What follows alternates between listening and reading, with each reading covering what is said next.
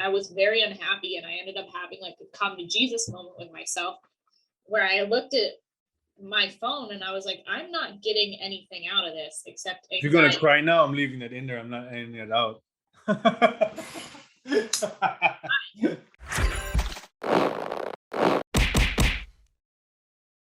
So here's another recording in progress for this fine conversation format entertainment program on a completely different day than episode 3. Back to get the show started. I'm here to run my mouth for the next hour. So the first thing on this fine day's agenda is body dysmorphia, women versus men, which is not to say that men and women are competing on who's better at body dysmorphia, or maybe they are. We get to the bottom of this in a minute. There's no win when it comes to body dysmorphia. I got way more better body dysmorphia than you, lady.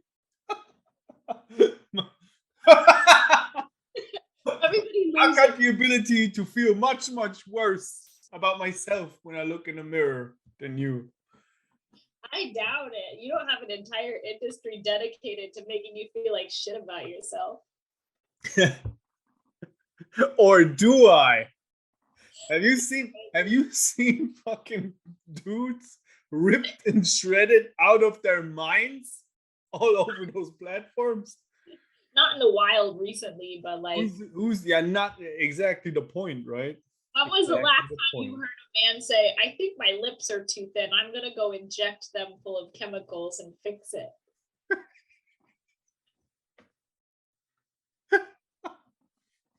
Am I wrong? I don't think I'm wrong. So unrelated, like I met this girl a few days ago who was like when we were teenagers, we were going to the same concerts and hanging around in the same friends circles. And if she's listening, I don't give a fuck. So she split with her boyfriend of 7 years, and she must be at my age, like early 30s, and so she's now a lesbian in a committed relationship with a girl. And I just told her that nowadays just anything goes, I guess. And I've dated enough shitty dudes that if I could just decide to be a lesbian, I would have done it. And nowadays you can just decide, it seems. I don't think it's quite that simple, but if I could, I would. Maybe I should. Probably not. If I could just decide to be a lesbian, just like boom, all right, I'm into women, life would be a lot easier. It'd be so much easier. Because I know lots of women that would be great partners. Yeah. And then probably also like a lot of men that get much closer to their full potential. They would just not be dominated by chasing or just being, in relationships that maybe make their life harder rather than easier. Like couch relationships, like for instance. Like, what do you want to do? Hang out and watch a movie, and then you just spend like your entire relationship on the couch. Oh god. Slowly just like really going back to what we talked about last time, right? Or like constantly working on something, or like alternatively choose the path of the couch. I mean, sometimes it's an appealing option. You know what you got to do? You got to do like I did and get an uncomfortable couch. Yeah. And then you don't spend any time on it. Problem solved. That's an option. Just get one like. So just never date ever. Like put a bunch of nails through the inside of it so they're sticking out, and like, but just like small pieces of them, just so that like they're not completely mutilating you, but just insanely uncomfortable. Definitely painful. Your addiction is you sit on the couch, so now I'm gonna play a game. Sit on this nail couch. It's a self-improvement couch. I use it to work on my mindset. You better pack that before somebody steals. Oh god. Oh Lord. The latest IKEA product. Oh god. It's just a bench and you have to hammer the nails up through it with like some teeny tiny. Why do you have this? It's not comfortable at all. It's my mindset. But look at my mindset, bro. Always grinding, never quit. Oh, God mode. I don't know. So going back to the original topic, I guess men and women are both fucked when it comes to body dysmorphia nowadays. Just 5 minutes on Instagram and your confidence will be ruined.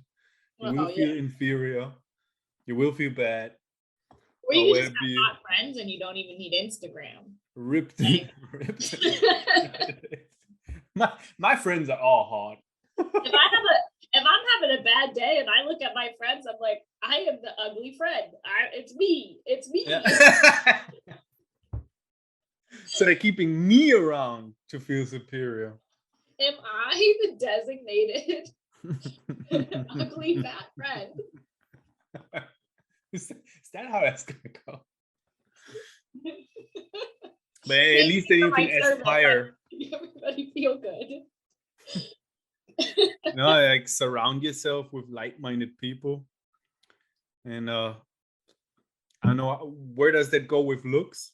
Where does that intersect? Surround yourself with people of approximately similar attractiveness level. It's my biggest flex. All my friends are hot because we all have similar mindsets and we take care of business and we work hard at our jobs. We take care of our bodies and we're like invested in our futures and in our friendships. So as a result, all of us are just hot. It's just it's a side effect. Something that you mentioned last episode, I think it is also like a good place to start with women about, feeling inferior, about, trying to buy pants when you're strength training, trying to build some muscle. Where you just will have to gain a little bit of weight at some point if you want to make any type of progress, where then also body dysmorphia will kick in when you see just a lot of ladies just being, for ladies, extremely low body fat percentage levels, extremely like, size 0 programs or whatever, or just way far beyond and above average population's attractiveness level, where then obviously social media will skew to just bombard you with images like that. And it may just not be attainable. It may just also not even be something that you would want to attain. Like it may not even have the desired effect on your life that you imagine it to be, where of course there's a lot of things to be said to leverage being attractive in many ways, shapes, and forms in your life. This I'm not like disregarding that at all, but it's just very, very easy to skew that. And then obviously this is what do you say, like a huge not pitfall. Help me a little bit. You got vocabulary in your brain. Yeah. Yeah, I hear what you're saying. I think it is. Because we can all pretend that like looks don't matter, right? Like end of words. It's a whole thing that people, and to be honest, there's a lot more to life than looking good. All right. Being incredibly hot is like super great. But there is a lot more to being alive, and a lot more. It's not necessarily fulfilling to just be like in a group of hot people all the time. And if you're listening closely, even those people that are posting that are the most attractive people in the world, you listen to them and you hear that they have their own, body dysmorphia struggles. And like, I'm a grown woman and I have like, I think a pretty great looking body right now. 9 times out of 10 feel very attractive. And I had a freaking mental breakdown in an Abercrombie dressing room after like 4 hours of trying to find jeans that fit me right. Because it was just like exhausting and so frustrating to put on clothing that just made me look and feel very negatively.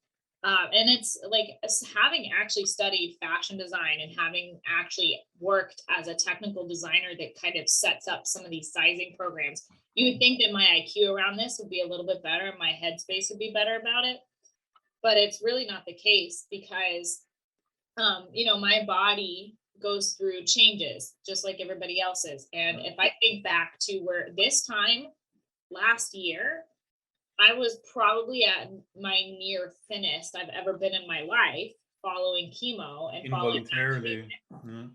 yeah. And I remember you would like people would tell me, oh, you look amazing, you look so good. I was just skinny. And I remember hating how I looked because I thought I looked really feeble and I kind of didn't have any of my curves. And I just, even though I was working out a lot, I didn't have a lot of definition because I was just so weak and I hated it. And I was like, I'm too thin, I'm too small, I can't, do the things I want to do. I don't have any energy. This is not great. And so I was like, not happy with my body. And then now, a year later, I am at my strongest that I've ever been in my life, like verifiably. And I still have days where I am like, I am a walking blimp. Like I have my own orbit. This is terrible. And it's kind of an ongoing battle. And I think that everybody goes through it. And it's too easy to compare yourself because, and I have to remind myself, because I have a friend that I go to the gym with, and she is just very naturally lean and athletic. Her body type, she's tall. She's got like long, lean muscle. She doesn't store fat the way that my body does. And so as a result, like she works out hard. She's very dedicated. She's great. But we have the same level of commitment, the same dedication, different workout programs, but our bodies are flat out different. She's 5'8", 5'9", tall, long leg, long torso, long limb. I am 5'4". I am built for like heavy loads over long distance. Like I'm stocky. My legs are kind of shorter. My torso shorter. My hips are wider, and the body types are very different. And I tend to carry more soft flesh anyway. And if I were to compare myself to her constantly instead of just accepting that, I would drive myself crazy. And sometimes like I still have to catch myself when I go to the gym and I'm like, oh, I wish I was like, more dedicated to eating clean or whatever, because then I'd be leaner. But it's not really the case. Like it's not that simple. And I think on Instagram, there's like the popular body type, and there's this phenomenon now that's like Instagram face. And you see picture after picture, and these girls all kind of look almost exactly the same. And a lot of them, that's not even their real body type. They've like face tuned and photoshopped their bodies and their waistlines and everything. And they've like, they've gotten extensions, they've gotten lip filler, they have permanent makeup, they've got eyelash extensions, they've contoured their makeup, they've contoured their spray tan. And there's all this stuff that goes into it. A lot of them are making a ton of money and like good on them. And a lot of them are really beautiful, but it's also not the only reality in the world. And that's not how the majority of people look. And it doesn't even mean that it's a good way to look or the way that you should be trying to get to. I mean, then I guess in terms of body dysmorphia, that should you desire to look like that, where I mean, theoretically, those are things that anyone can do, right? Get some lashes, get some nails, get a little bit of lip filler. Like none of those things are like, anyone could do that should they desire to do so. Whereas, what you mentioned with your friend, just having a frame and a genetic predisposition to be maybe a little bit more athletic and not necessarily stockier, just generally not put on body fat as much, where that's a completely different story, right? Right. And it's, it comes down to like, we talked about this a little bit too, athletic potential. And everybody's body is built a little differently, and different body types are built for different,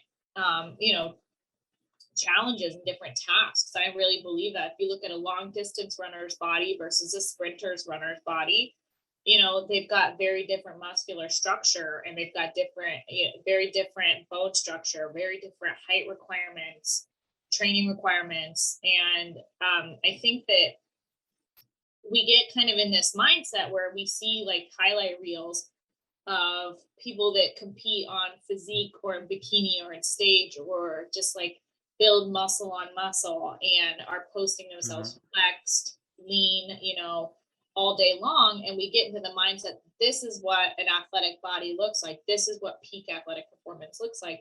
And the reality is that there's a lot of different ways that peak athletic performance can look. And being lean, being like low body fat is not really the best indicator of how athletic somebody is and how capable physically they are, because the reality for me especially is that the leaner I get, the weaker I get and the less capable. And so it comes down to just kind of being able to step outside your body, objectively and neutrally assess what you're good at and what your body is built for, and go from there.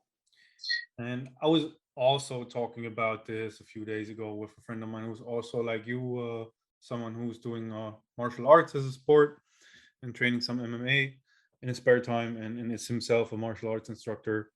And like the peak performance for you and your body type, like the best ratio of fat to of body fat percentage for you to be at your most comfortable and best performance may not be something that's anywhere along the lines of these generally accepted current day social media influence beauty standards. I was a little bit going through a similar thing where I was at my heaviest body weight, which I had gained for like 1.5 years of like dedicated slow weight gain, when I had also hired and paid um, um, an online strength training coach whom I learned a lot from at the time, and was at my very strongest when I was also at my basically very fattest. And would also then get those comments as then later on having a little bit different priorities for a little while, still training obviously and enjoying lifting, but being much weaker than that. And still then people, oh, you look much better, it's more defined and this and that, it's leaner so it's better and blah blah blah. And I was like, yeah, I don't know, but I just miss being able to do very heavy squats and very heavy benches. Like for me at the time, heavy, like maybe not heavy by current days Instagram um training standards. Still counts. Standards. Just my own personal best, put it like that. Um Yeah, yeah. but that's the crux of it, right? It's like your personal best, because there's people that can pull insane amounts of weight and it's awesome to see it, but if you're constantly comparing your lifts to the top athletes that are powerlifting and getting paid to do this, you're going to be miserable and probably quit. And it's one of the things too, like, it doesn't bother me so much anymore, but especially when I was younger and I first kind of got into fitness, I'd post a lot of my workouts, and inevitably there's comments from guys, usually men, saying that, like, basically along the lines of, well, you're not really that strong. Like, even if you're posting like a personal best, you'll get somebody that's like, that's cute, but call me when you've got some arbitrary number. And it can be really discouraging. And it's also just like, think about it though, because if I'm at 135 pounds and I'm, squatting 135 pounds, that's my body weight. But you at lo and behold, 1.5 times your body weight. Yeah. And then it's like if a guy is saying you're strong when you can squat 200 pounds, with the person telling me that is 200 pounds, it's like, son, we're lifting the same amount of weight proportionately. And then also like your current projected 1 rep max in a squat should be something like 200, 210. Yeah, which is like a 1.5 times body weight squat, which it's absolutely all right for, like, it's an absolutely nice spot to be in after like a year-long progression, being somewhere along a nice intermediate strength training progression. Absolutely fine. People just have very unrealistic expectations and standards. Well, and I find that people like to use absolute strength over proportional strength as a way to cut people down, because for whatever insecure reason that they have, right? Like, it's easy to nitpick somebody from the sidelines if you're not actually out there trying to get anything done. And so people like to use absolute strength over proportional strength just to feel a little superior. Yeah. And I mean, like I also talked to like what I told you about a conversation that I had um with a female powerlifter who had won some regional meets, um and she recently lost a ton of weight, and me having gone through like a similar phase where not having been as successful in powerlifting as her, but after my last competitive season having lost a lot of weight, we're like, how do you focus, like how do you readjust your focus when, okay, if you're going to drop 33 pounds or 30, 35, 40 pounds of body weight, you're obviously going to have a significant drop in performance.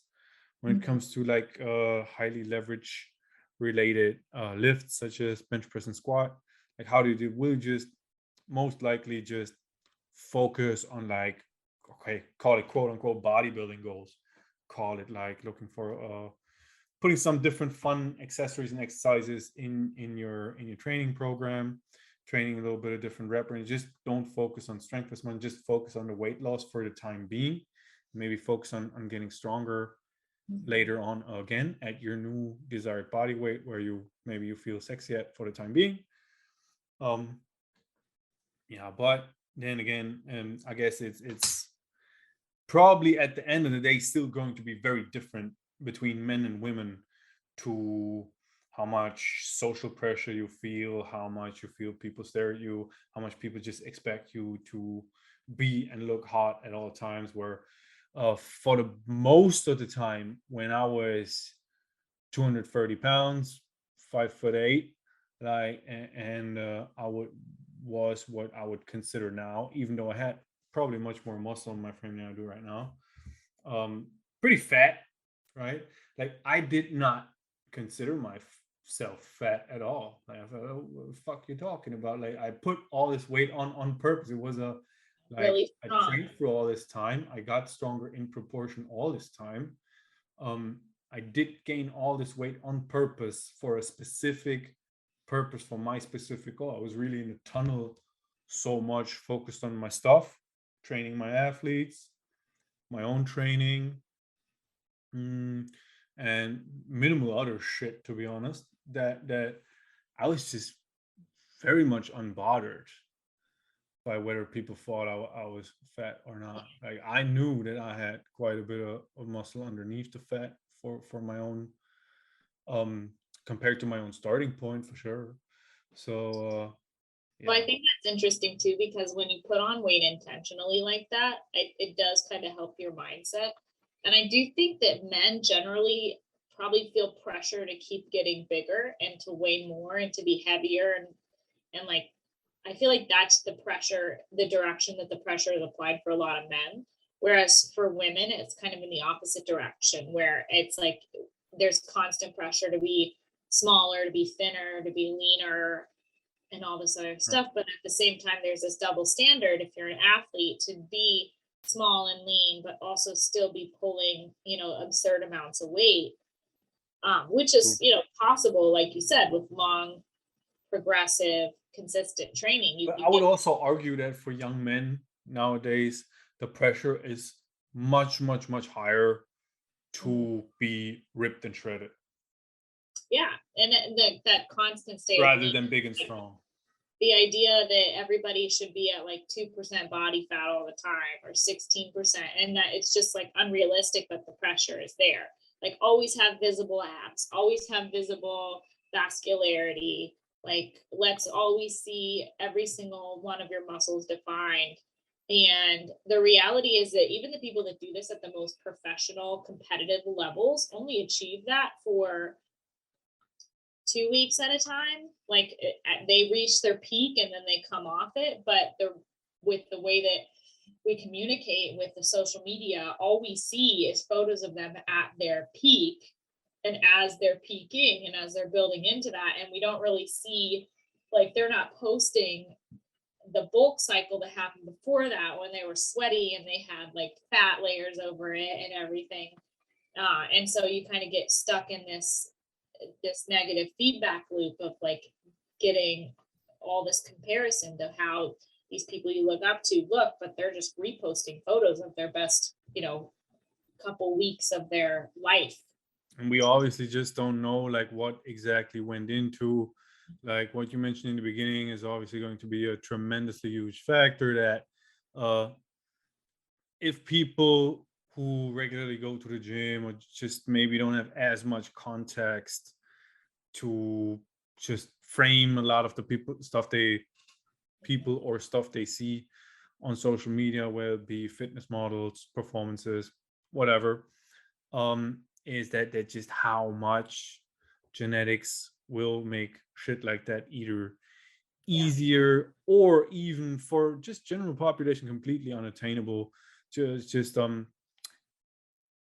intermuscular like cross sections, where on your skeleton do your tendons attach, like this is probably something that general population will not necessarily be all too aware of how much things like that will just influence how much lean muscle you will be able to have, how much easier it will be for you to produce force in certain planes.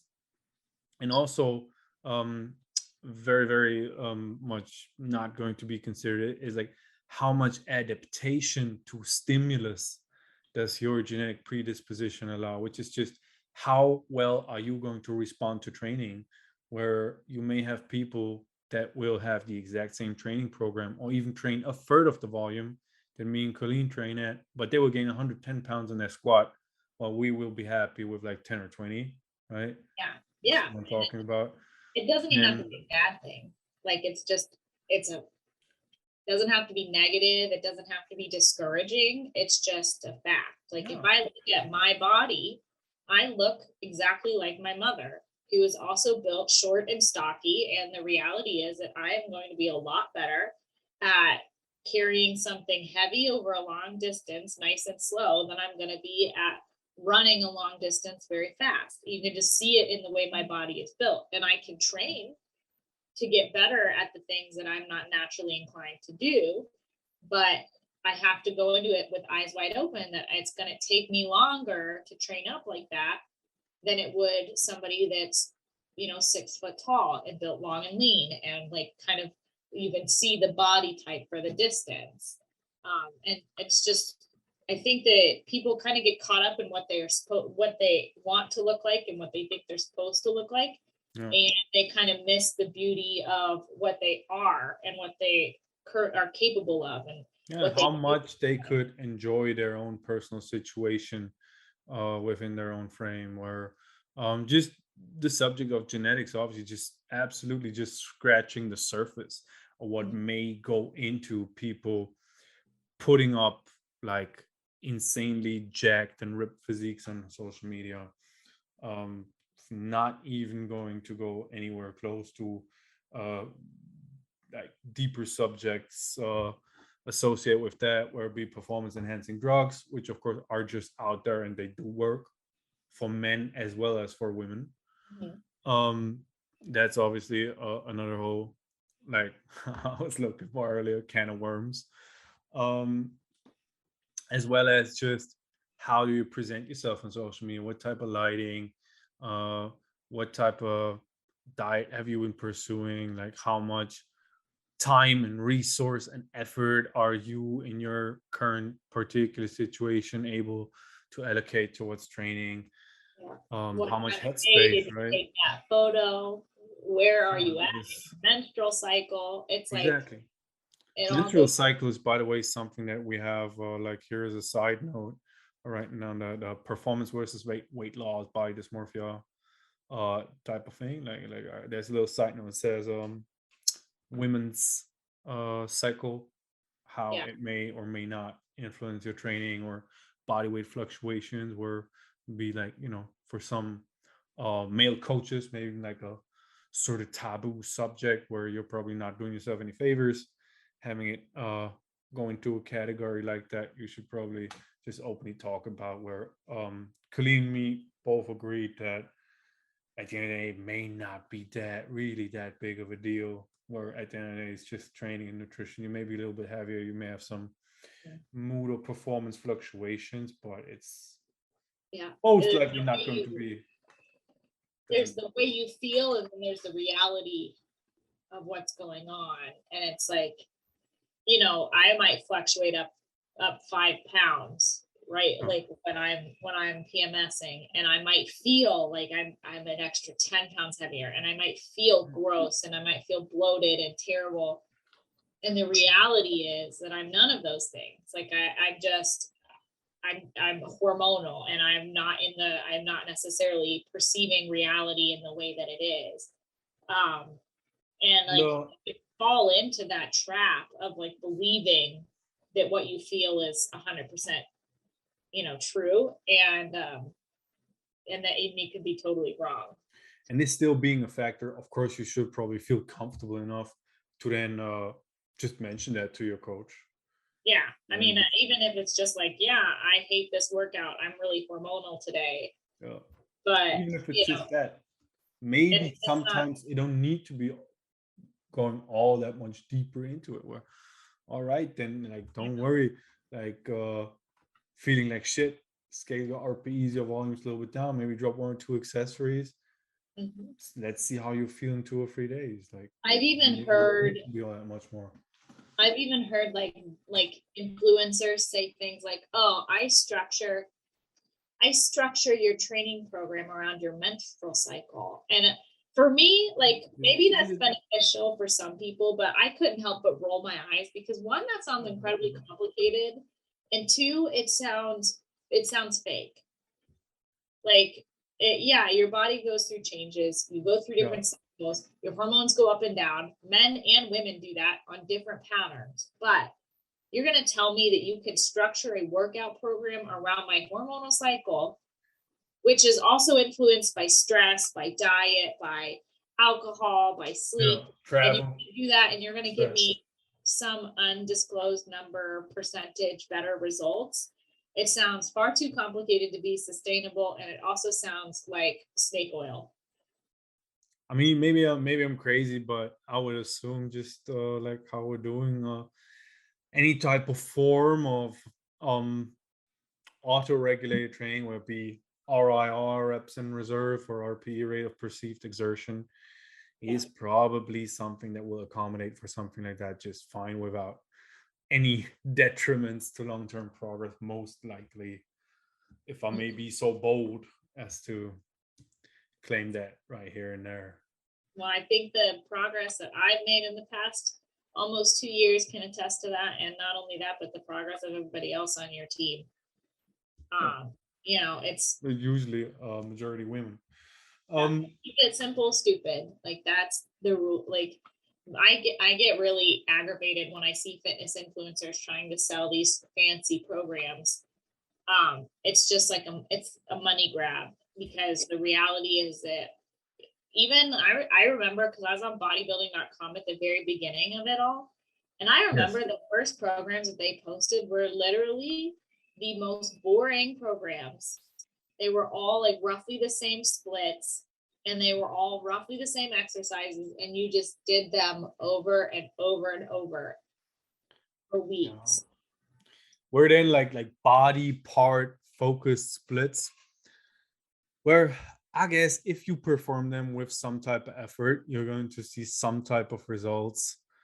But I would in general probably not necessarily most of the time structure people's programs that way, where we just may just be able to find a little bit more productive use of your time.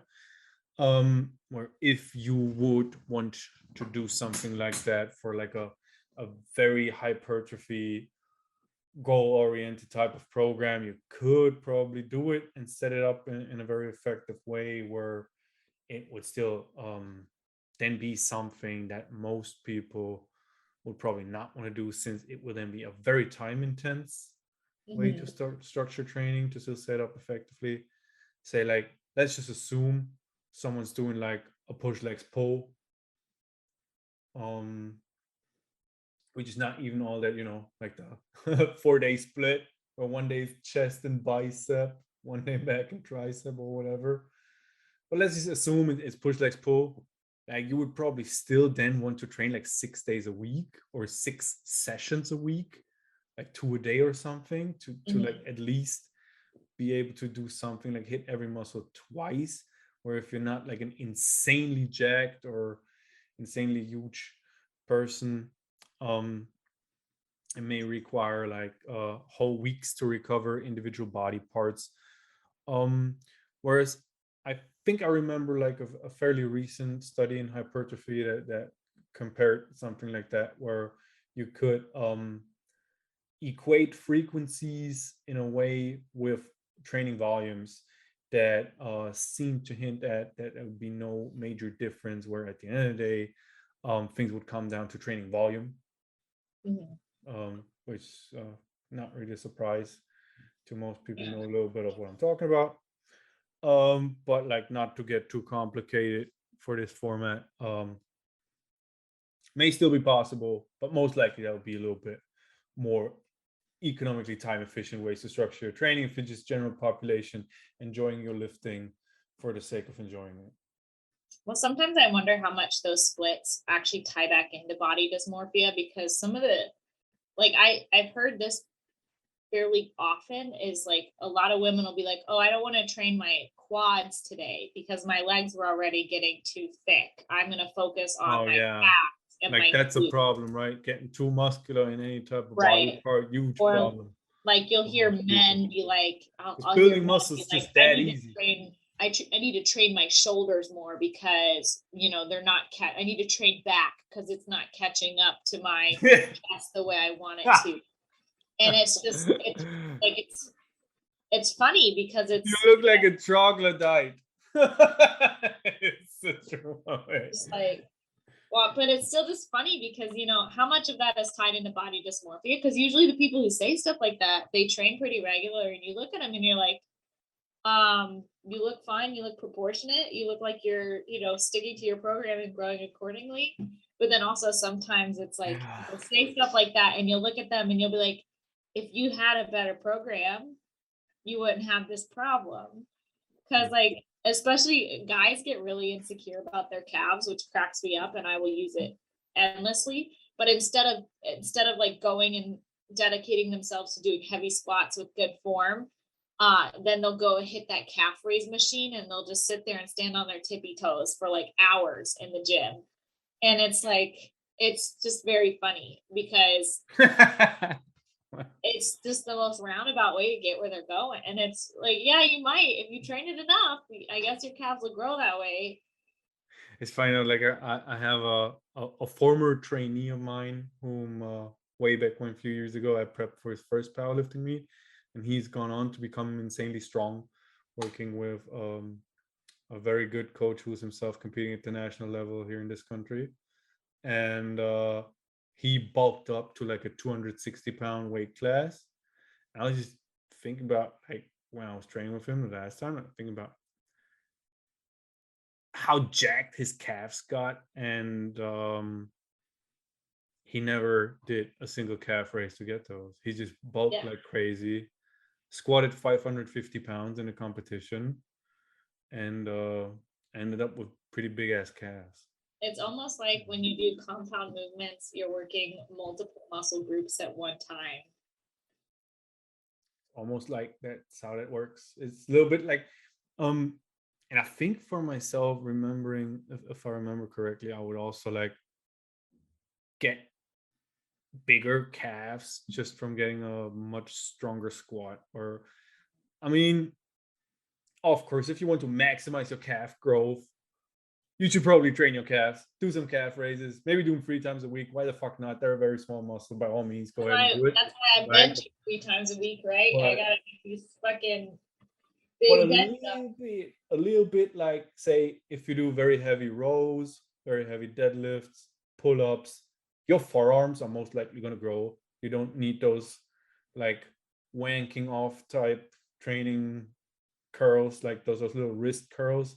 Like these this is something I really don't like to see. People doing wrist curls. Just do some very heavy rows, pull-ups, deadlifts. You're probably going to be fine with forearm growth. And I feel like it's very similar with squats and stuff. So like, many people your calf's going to be fine usually.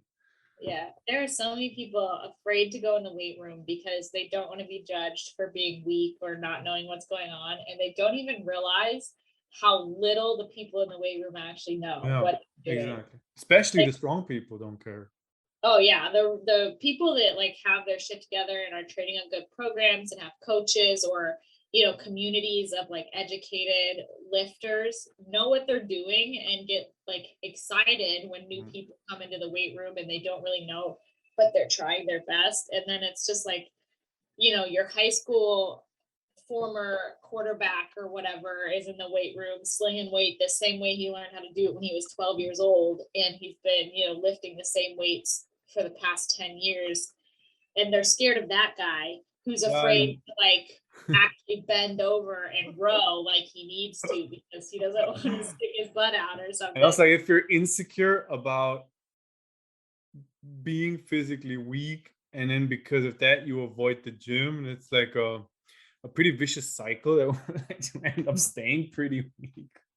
I Yeah. feel like hate Or to and then you get be sold like, this like bill of goods, like, oh, you could get really strong if you use these machines and this routine in the gym. And it's like, like yes, but no. Mostly no. Only a little bit of yes. Like you can do some good work, but like you're not gonna get where you're going unless you're afraid to look a little foolish and kind of figure out, how to get I it done mean, correctly. I always like, I don't know if I mentioned this before, but I always like to second guess myself a little bit about not being like dogmatic about my coaching background, where it be like a barbell training or something. And but just from what we've seen recently, also with some of the people that we work with, is that just that most of basic compound, basic fundamental training, lifting, compound lifts are just also going to be far superior if you can get people who may have just a recreational goal of weight loss. They will Mm. still be much, much better off doing basic compounds. Yeah, I think a lot of people Facilitating think that much easier, better. actually, I got into this the other day with, I think, Olivia. It's been a couple weeks, but she was telling me that, She was actually what I was thinking about, just mentioning that yeah, just now. but she was telling me she was afraid to like attempt something. She was like a squat or something, and she was afraid to move the weight up because she didn't want to fail it. And I remember telling her, I was like, anybody that hasn't failed a lift either hasn't been lifting very long or is not lifting very well. Never Because pushing themselves. yeah, because like I have failed all kinds of lifts. I failed a bench the other day that I should never have failed. I failed like a baby bench. I like misgrooved it and I barely caught the safeties and it was coming down. And like I have sat down on the floor before, failed squats. I have set up to pull a deadlift and have it not budge. Uh, and so We've it's just all been there. Oh, anybody man. that hasn't been there either hasn't been lifting very long or isn't trying very hard. Because so I was like, don't worry about it. Plus, if you fail that lift and you sit down on the ground, the worst thing that could happen is somebody might look at you and giggle. And if they giggle, whatever, like they're not even trying. The And the worst thing next about time this you have is air that squat form. Like you can you can have all those fails in there and still approach lifting with a detrimental mindset where you're not really trying, even though you are failing a lot of things in that way where I'm like I'm failing lifts, right? I'm trying hard enough, and there may still be some like we've seen some people that just have like fundamental mindset or confidence issues that yeah. unfortunately may still be like a deeper culprit to Yeah, well, problems like that.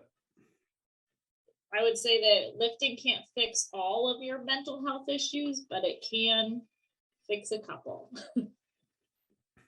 I mean, I think it is very, very safe to say nowadays that it's just a surefire way to prevent forms of depression. Like we know that by now. There's like a irrefutable evidence to support that claim, at Yeah. least. Well, it changes Um, your brain chemistry, and we yeah, know that. And yeah. that's why it cracked me up when I heard this woman say, like, oh, I'll help you, I'll formulate your workout plan around your menstrual cycle. It cracked me up because it's like it's you are changing your brain chemistry, which changes the entire chemistry of your body as a result. So if you're going to tell somebody that you can like plan around their hormonal cycle, I know for a fact that you're lying, because your hormonal cycle changes the healthier you get and the stronger your body gets. And the more you like people, it's well documented that women who work out have totally different menstrual cycles when they've been working out a while versus when they never worked out. And I don't know a single woman that will refute that. And even if it comes down to like actual genetic issues like PCOS or thyroid issues or things that are out of their control and that working out can't eliminate, it alleviates a lot of the stressors that would make any of their chemical imbalances more out of balance, or kind of exacerbate whatever issues underneath. And it's like the best thing you can do for any illness that you have is get your body moving, and get it moving in a like in a compound way, primarily, over sitting on machines and doing 50 reps of leg Good girls, bad girls. Yeah. So we may just want to head into like the second half of this episode's subject, headline, topic, agenda, where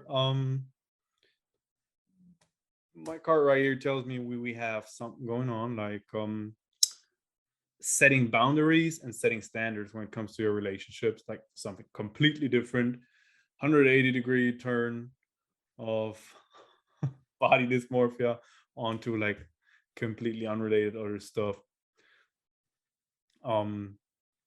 This time maybe not an as elegant of a segue, but there we are. Not totally unrelated, because we did talk about couch relationships.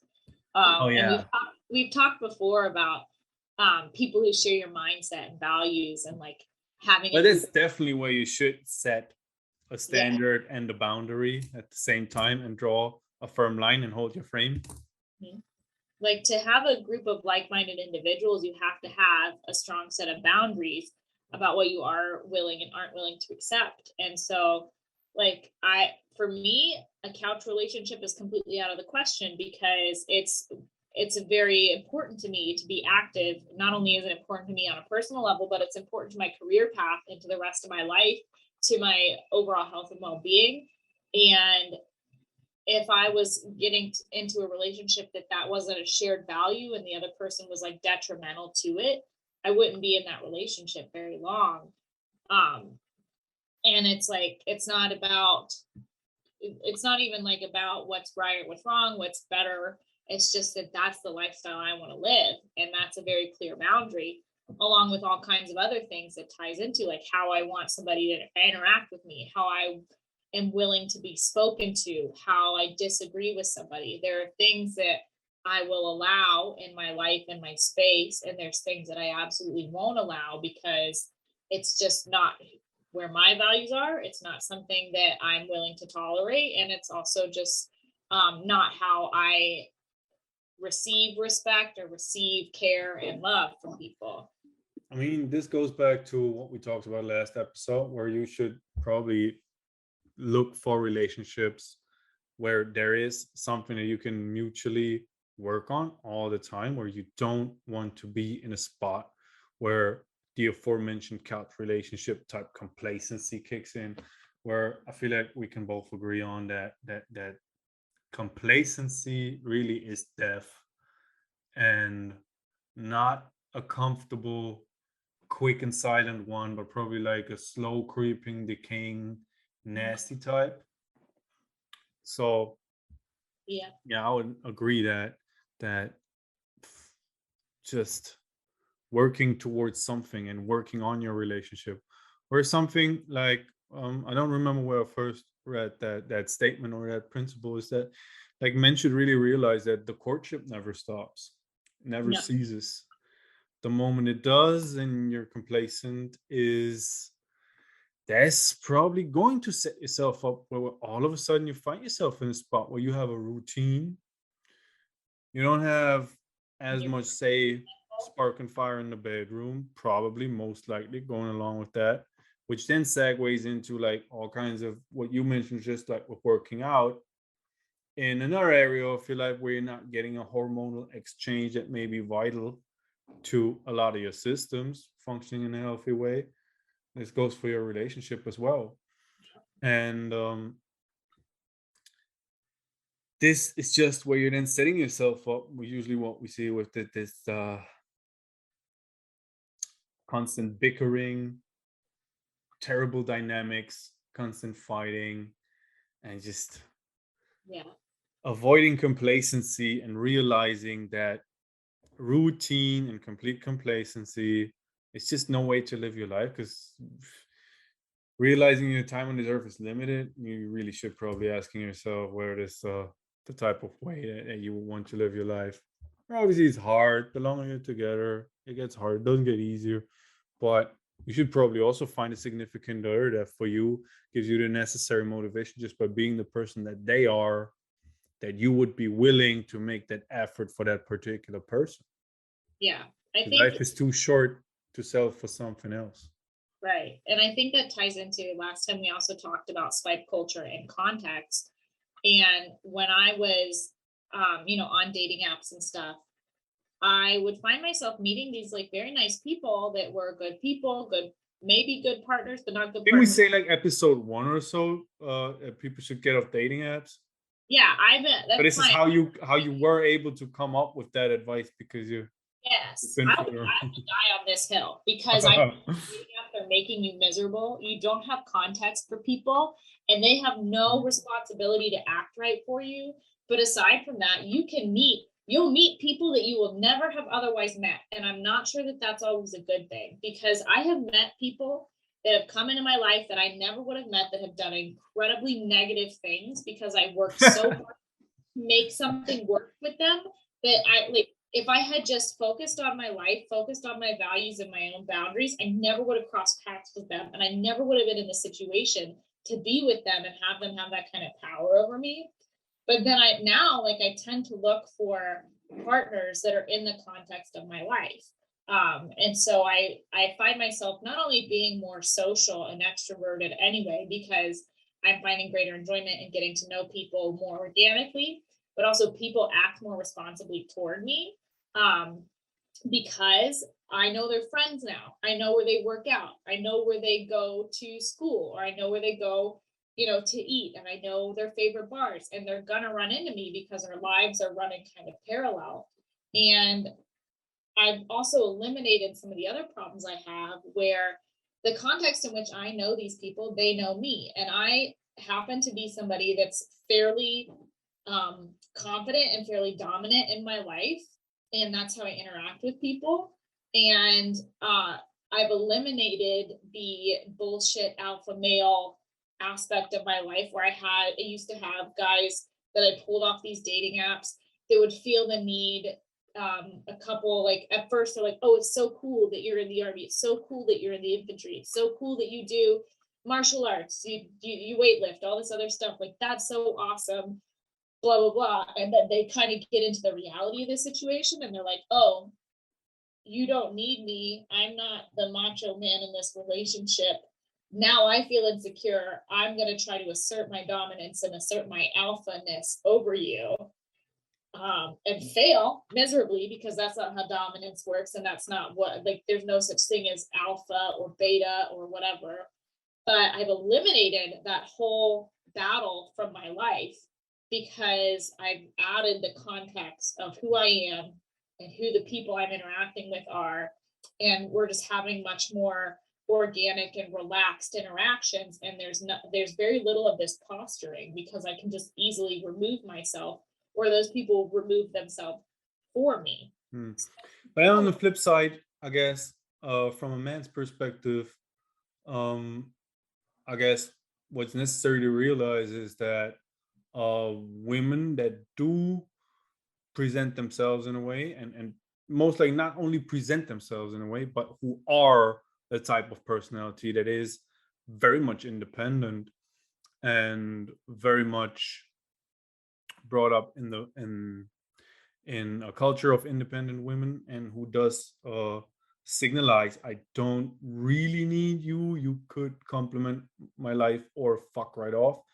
That's like it's to navigate that in a way where the man wants to or gets himself into a spot where within those dynamics he still successfully navigates a masculine feminine dynamic where he still remains in a masculine frame and just like that's a pretty hard ask. Like it's a big ask.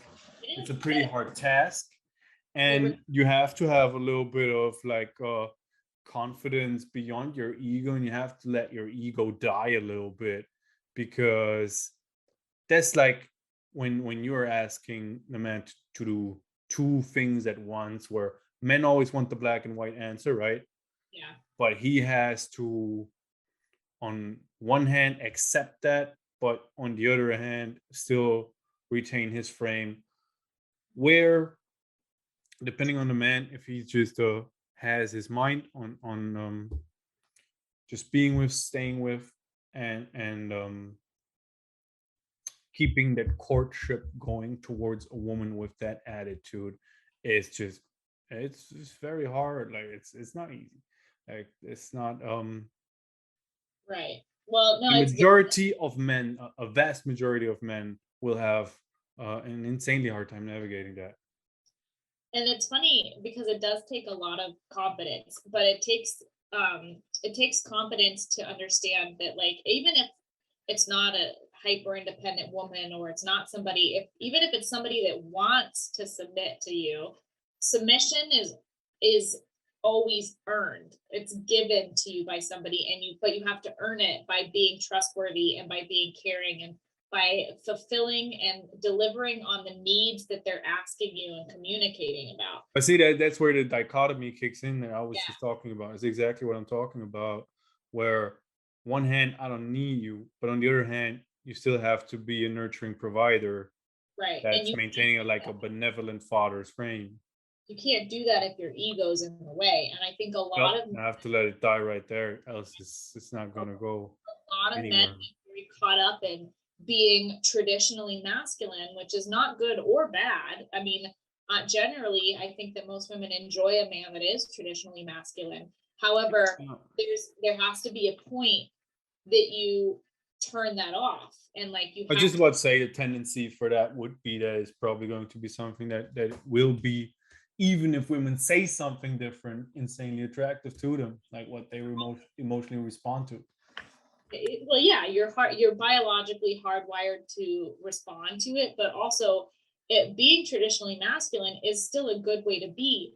But what people get caught up in is they buy into this alpha culture, and they focus on the harder aspects of being masculine, like being the provider, being the breadwinner, being aggressive, confrontational, whatever, and they're not focusing on the softer sides of being traditionally masculine, which is providing safety and security, not just physically but emotionally, and being a good partner. And a lot of men are so caught up on, are they dominant, are they alpha, are they aggressive, do people fuck with them, and they don't think hard enough of, am I being the best, most supportive partner to, my counterpart?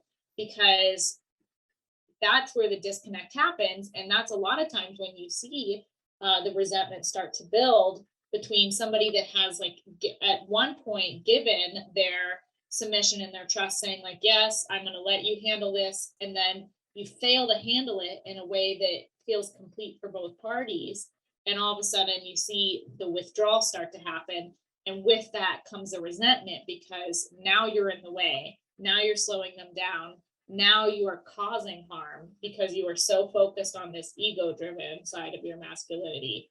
And it's something that I have to check myself to, just being in the position I'm in and being a little bit more aggressive and a little bit more domineering. Sometimes I have to check myself and be like, am I giving this person a chance to show me that they're capable of providing and capable of being a good partner, or am I just steamrolling? And so it is very much a dichotomy, and it is very difficult to pull off, especially for young men. But I've noticed it at all ages, because it takes an uncomfortable level of self-awareness, and it is like a very fine line that you have to walk. And it exactly would have been the exact same thing that I would have said next. That this will require an insane amount of self awareness and introspection on a man's part to successfully navigate. And I'm not making a point or a statement right here that this or that type of relationship dynamic is something to be sought after, to strive for, to try to achieve. It's just maybe things in life will play out where you're in that situation or not. Maybe you're a man that just since one of our subject headlines right here is setting boundaries and setting standards. Maybe you're a man that has way different standards. Maybe you are a man that considers himself um a traditional provider, a more traditional man that does expect and want to set that standard to have a woman that's a little bit more submissive. Maybe that's just your personality type. I guess there's And, more than one way to successfully navigate relationship dynamics. and there are degrees of this too. I'm like very clearly and very solidly at one extreme end of this degree. Like I know that, and I understand that as a result of the choices I've made in my life and the things I'm interested in and how I pursue my life, I have significantly reduced my appropriate dating pool percentage, um just because of that. And that's fine. Like I accept it. I'm happy with it. Like you said, I'd rather be, life's too short. I'd rather be with a good partner um than with the wrong partner, and I'd rather be alone than be with somebody that's not a good partner. And but there are degrees of this, and the majority of women, I think, fall somewhere in the less extreme of this, where they Uh, just want a man who is there, who is somewhat emotionally intelligent, capable of leading and providing, but also capable of stepping out of the ego and just being a solid partner and being somebody that can really care for the softer side of who they're with. Um, it's not always about being like a big macho man. Sometimes you need somebody that can be your friend and can just kind of commiserate with you and support you through whatever that is.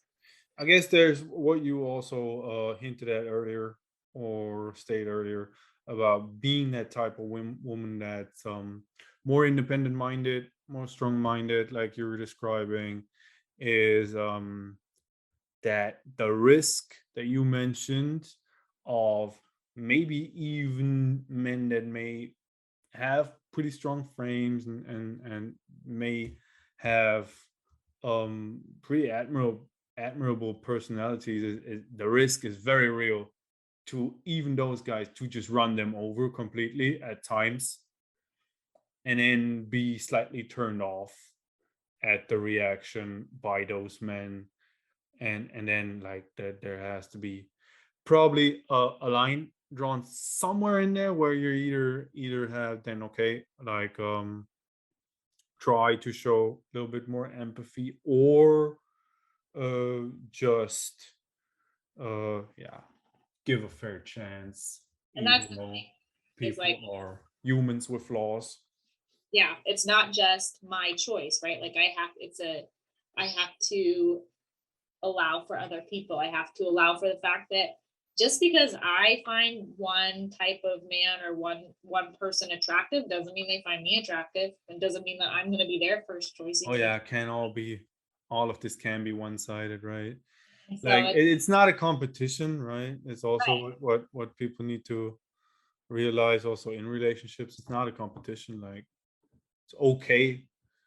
It's okay for like it's also a little bit that like a little bit similar to a business. One person always has to do like a leap of faith and do a little bit of like emotional investment up front just by placing trust in something that um may either not be immediately reciprocate or may not be 100% reciprocated. It's not a as long as there's enough to keep you from being insanely unhappy, uh maybe those things are still worth pursuing. It doesn't always have to be tit for tat. Yeah, that's actually one of my biggest indicators that somebody's not the right person for me is if I hear them talking a lot about like how things should always be 50-50. And I sit there and I think, Probably not. I've had enough life experiences to know that sometimes, more often than not, actually, it's not 50-50, and it Yeah. will never be And 50-50. how could it ever be, right? Right. That's like a insidious egalitarian propaganda. Like men and women are not equal. They're not the same. Right. And So it's, how would the relationship ever be 50-50? It's and then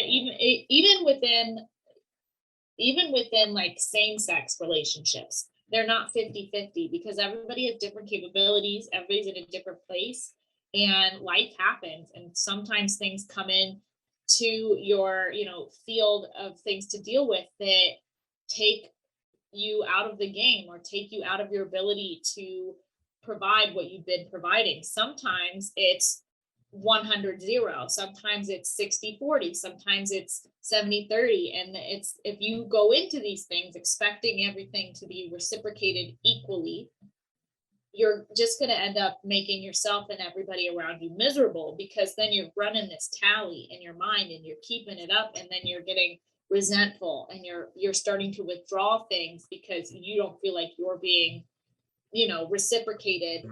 it sounds like a surefire way to build up a healthy amount of resentment. And then that just builds until you explode. And like, everybody has like their different threshold, and there are times where like really the reciprocation has to happen. Like there are high stakes moments where reciprocation is a must, but I think you'll find that there's a whole lot less of those moments if you release the idea that it has to be 50-50, and you start leaning more into the idea of, are they doing the best they can, and are they giving you their best as much as possible? Because sometimes that doesn't look like how you should think it would look, and you have to remove your own expectations from them and just kind of meet them where they are at times. And it's a level of maturity that a lot of people don't even ever really get to in their relationships, because they've set themselves up for failure from the jump, because they don't have the context, and because they haven't established any sort of healthy boundaries. They haven't had hard conversations, and there's nothing to hold them accountable to a standard of behavior. And so what we've got now is like an entire population of people who are all struggling with intimacy and abandonment issues, because they're sitting there shopping online for their next partner, and they've completely removed the fact that what they're dealing with are people who are deeply flawed and have their own issues. And that's why I will never download another dating app. I will never be on it again. And I don't even care if I die alone, because I am so much happier now, and my relationships are so much more fulfilling, both romantically whenever they happen and platonically, than they've ever been while I was on apps. Yeah, I don't know. Like I never got all that deep into dating apps. I don't know, like a very rudimentary experience. Yeah, I know nobody's studying it, but Tinder and like Bumble have openly admitted that they're not in the business of matching people. They're in the business of making money off of sad, lonely men. And I think if anybody ever really studied the psychological effects, I think we'd see there's definitely a correlation between the rates of anxiety and depression, abandonment issues, intimacy issues, and even like men's rights activists and extremists. I think we'll see lots of correlations between that and the rise of popularity of dating apps. if you look at how Western culture works and who's got the most promising uh dating prospects to look at, then from a business point of view, it seems like a very, very clever model, right? Like It's very clever. aiming at the vast majority of men who are just absolutely invisible to women. My best friend had 400 matches on Hinge that she'd accumulated over a few months. 400 matches that she was so overwhelmed she didn't want to deal with. One day she sat down and went through them, and of those 400, she matched with maybe 7, and she was like, of those 7, none of them really stood out to her. None of them were really all that fantastic. And like, how could they be, right? You're looking at 5 photos and a couple prompts. You're set up to fail. It's a misery factory is what you're doing. That just speaks like. And she's starting off these interactions unhappy. Speaks volumes, right? It speaks absolute volumes. Yeah. And that's the regular experience. She has started off her first interaction with a strange man unhappy, and she expects success. And it's not really her fault, but like, that's the mindset that people are going into this stuff with. And then they wonder why they're going on all these dates that are just kind of like underwhelming, and they're not happy, and none of these dates are turning into relationships, and people are just kind of using them for a quick like dopamine hit, like, okay, cool, one night stand, that was fun, never call you again. And they wonder why they get so sad and miserable, why they don't want to, you know, take that leap of faith and put a little trust in somebody and trust them with you know, their more careful thoughts. And it's like, it's because you've trained yourself not to. And then, the more people become replaceable and interchangeable, the harder and harder it will for you to ever build any type of trust, up to a point where if you don't establish for yourself that ability to trust at all, like, there's a point of no return where you're just a diamond now. And honestly, not going to happen anymore. I feel like I really hit that point about 3 years ago when I was still on the apps. I really think I hit that point of like, just nothing mattered. I didn't care about these people. I couldn't even bring myself to fake interest in these people. And like, there were good people in that mix. There were people that in hindsight, I probably, if had I not been caught up in that cycle, I probably would be very close friends with, maybe even had serious relationships with. But for a number of reasons, not only my health situation, and not only coming off of a bad breakup from somebody that I never would have dated if I hadn't met him on an app and decided that he was good enough in comparison to what I'd been dealing with. And like, you know, then being on the apps, having basically unlimited access to men and having them treat me kind of the same way, right? Like, kind of going through all these motions. I hit that point where they weren't people, they didn't matter, they were kind of a commodity. I was bored, I was incapable of extending any kind of feeling to them. And it was not great. It was terrible. And I was very unhappy, and I ended up having like a come to Jesus moment with myself, where I looked at my phone and I was like, I'm not getting anything out of this except anxiety. If you're gonna cry now, I'm leaving it in there. I'm not editing it out. But I wasn't getting anything out of these apps except anxiety. Like, I would get a ping from one of the apps and instantly I would be aggravated. I'd be like, stop fucking messaging me. I don't even know who would have messaged me. I was just instantly aggravated. Yeah. And it was like, the moment I deleted it all, yeah, there were periods of times where my thumbs were bored and I had to look elsewhere for a little validation that I was still attractive and interesting and that people still wanted to be with me, because I did go through, I mean, it's been like 2 years since I've really been in a serious relationship, but I'll say in those 2 years, the quality of dates that I've been on have gone up significantly. And not only that, I consider it a personal victory that I haven't dated another absolute loser. And I've actually, I always felt like in between serious relationships that most of the time it's really something to be said to be able to be alone and by yourself for a few years at least. Like, yeah. You know, like is it really always like a good idea to immediately jump into the next relationship again most of the time? Is it really like I never felt like this was like a adequate way to go about things usually. Right.